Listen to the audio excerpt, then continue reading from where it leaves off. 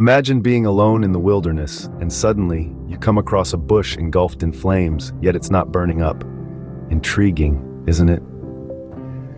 This was the exact scene that greeted Moses, a humble shepherd tending the flock of his father-in-law, Jethro. As he led the flock to the far side of the wilderness, he arrived at Mount Horeb, also known as the Mountain of God. Here he witnessed a sight that defied all logic and reason, a bush ablaze, yet not consumed by the flames. This curious spectacle was not a mere illusion or trick of the mind. It was an actual physical manifestation, a bush on fire. But mysteriously, the leaves remained green and intact. The flames danced and flickered around the bush, but they did not devour it. This was not a common fire, it was a divine fire, a fire that could burn without destroying. Intrigued by this strange sight, Moses decided to investigate. He thought, I will go over and see this peculiar spectacle, why the bush does not burn up. His curiosity was piqued, his interest ignited, much like the flames that wrapped around the bush. It was an enigma, a paradox, a puzzle waiting to be solved. But this was no ordinary mystery. This was a divine encounter, a meeting arranged by destiny and orchestrated by the heavens. The burning bush was not just a phenomenon. It was a symbol, a sign, a message. It was a sign of God's presence, a symbol of his divine power, and a message of his imminent intervention. As Moses stepped closer to unravel this mystery, he heard a voice that would change the course of his life forever. The voice called out to him from within the bush, "Moses, Moses," and Moses, captivated and awestruck, responded, "Here I am." In that moment, as Moses stood on that holy ground, he was about to embark on a journey that would forever alter the course of history. A journey that began with a mysterious burning bush in the wilderness. A voice echoes from the bush, calling Moses by name.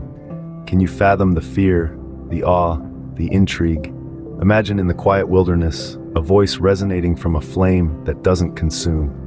It is a moment that sends chills down the spine, a moment of divine intervention. This is no ordinary voice. It is the voice of the God of Abraham, the God of Isaac, and the God of Jacob. God speaking to Moses through the burning bush, revealing himself in a manner that is both awe-inspiring and deeply personal. This encounter is not just about the miraculous burning bush. It's about the divine revelation that unfolds in the conversation that ensues. As Moses steps closer to investigate this fascinating phenomenon, a divine command halts him. Do not come any closer, God says. Take off your sandals, for the place where you are standing is holy ground. This commandment signifies the sanctity of the encounter. Moses is standing on holy ground, a space sanctified by the presence of God himself. By removing his sandals, Moses acknowledges this divine sanctity, submitting himself to the holiness of God. This divine commandment is not merely about physical actions, but spiritual reverence. It's about acknowledging God's holiness, his otherness. It's a reminder to us that when we approach God, we must do so with reverence and humility, recognizing his divine authority and majesty. In this divine dialogue, God reveals his identity to Moses. He is not just any God, but the God of his fathers, the God of Abraham, Isaac, and Jacob. This revelation establishes a personal connection with Moses, reminding him of God's faithfulness to his covenant with his forefathers.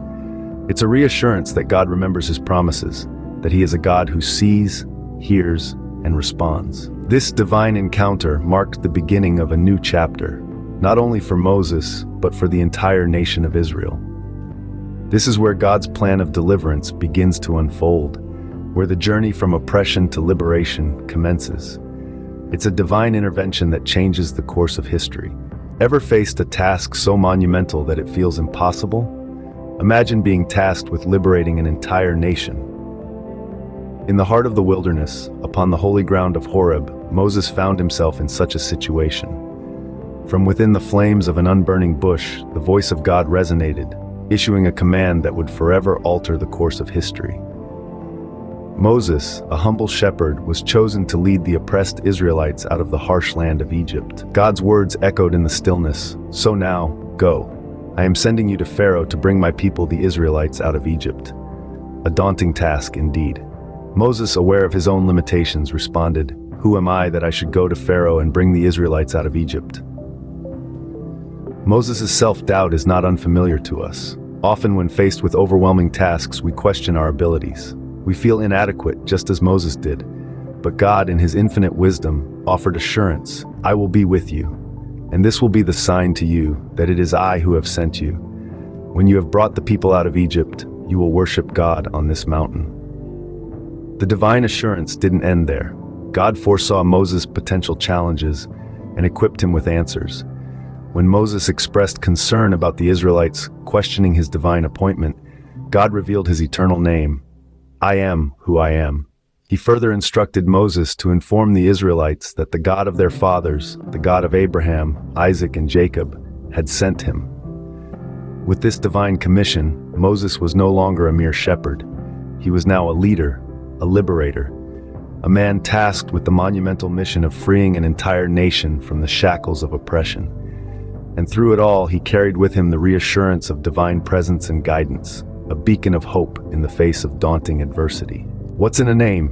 In this case, everything. In the midst of the burning bush encounter, Moses poses a question that has echoed through the ages. He asks God, "Suppose I go to the Israelites and say to them, 'The God of your fathers has sent me to you,' and they ask me, 'What is his name?'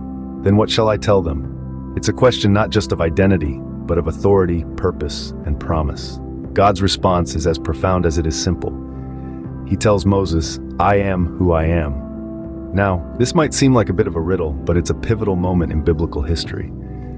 God is revealing himself not as a distant, impersonal force, but as a being with a distinct identity.